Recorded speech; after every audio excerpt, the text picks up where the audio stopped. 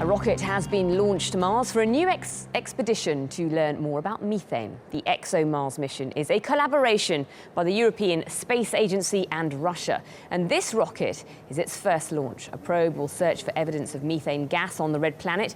Methane is mainly given off by living organisms and could provide evidence of life there.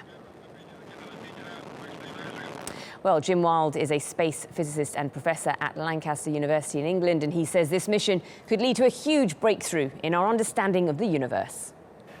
If the science shows that methane's coming from microbes, then that means there must be life on Mars now, or at least in the very recent past, because this gas could only have been produced in the last 100 years or so. After that, it disappears from the atmosphere.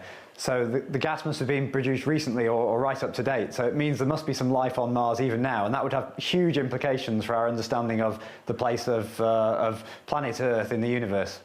If there was evidence that was still active life on Mars, then it would be the first place anywhere in the universe except planet Earth where we'd found evidence for life. So it would suddenly show that life is not a unique and special thing that happens only on our planet. It must be able to occur on other planets, and it really confirms this idea that life must be prevalent throughout the universe.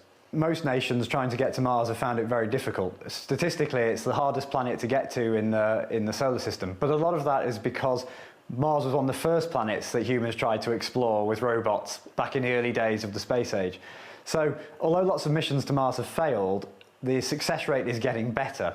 And at the end of the day, it's just a very challenging thing to do. You've got to take a spacecraft, get it to Mars, get it to enter into Mars' atmosphere safely or down onto the surface safely. And those are some astounding technological challenges. You need a lot of things to go right in the right time, in the right order, in exactly the right way. And it is just very difficult. So it's not just a case of the Russians have had problems. I think most nations have had problems. But things are getting better as we move forward.